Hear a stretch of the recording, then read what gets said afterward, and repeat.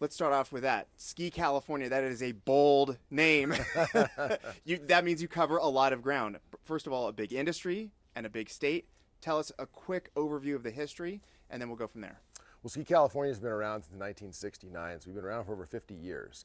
The organization's varied a bit over the years, but the heart of it has always been representing the ski industry and supporting it in all the various areas that it needs support, whether it be with government relations in Sacramento or with various entities like the Forest Service or focusing on safety. That's really what we've done, and just to support all of our member resorts. For a lot of people, if they're not a skier or it's been way too long and they've kind of moved on from that life and that lifestyle, can you just sort of bring it back to why skiing in California is just such a big thing for the state? Well, for a number of reasons. One, it's just great to be outdoors. I mean, we are an outdoor state, so people need to get outdoors, have a wonderful time out here. And what we offer from a skiing standpoint is no different. From all the way down in Southern California up to Mount Shasta, we've got some amazing skiing. But at the same time, these communities that we're in, where our ski areas are, they're really important communities, and they're rural communities, and our ski areas help support them on a year-round basis.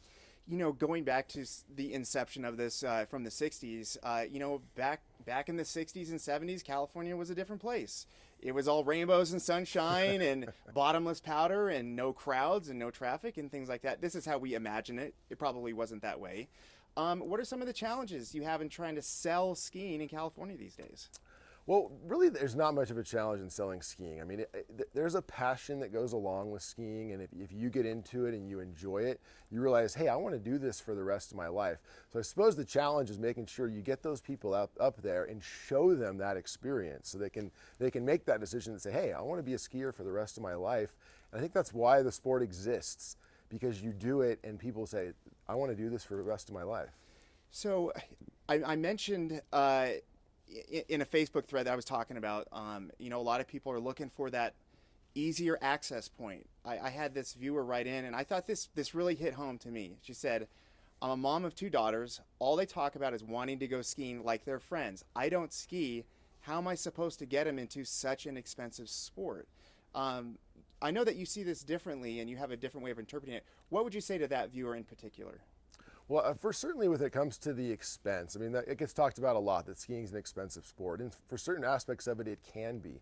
But there's also great entry into the sport. Like we understand that, so we help create that easy entry. So there's lots of resorts out there that have just great packages for starting out, where you're going to get 3 days of lessons, 3 days of instruction, 3 days of lift tickets, and they've tried to make that process as easy as possible. So if you're a mom out there who wants to take your kids up skiing, head to your local resort, check out the deals in advance. That's the most important thing. Look in advance and see what they have. You can almost book anything these days ahead of time, and that's kind of how we want it to show up, and you don't have to worry about too many of the logistics. So get there, and you're going to have a great time. We have great professional instructions that can teach just about anybody how to ski and ride.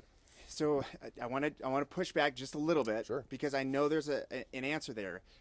From an outside observer, they see prices going up, they see traffic, they see parking issues, they see these things that, on a day-to-day basis, there's lots of reasons to say no versus saying yes.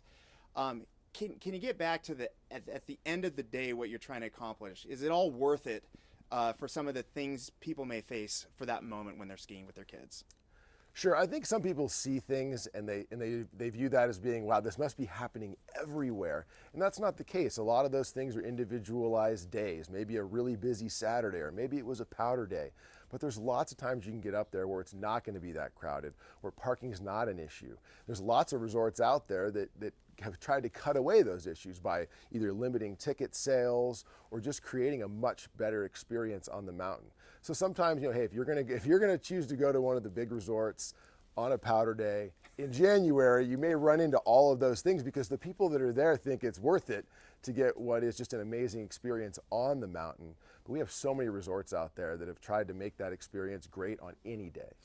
Some of the best moments in my skiing life, and I grew up skiing in Southern California. I'm a Mount Baldy local. There's probably about 20 of us left, but it was taking my kid midweek up to Donner Ski Ranch.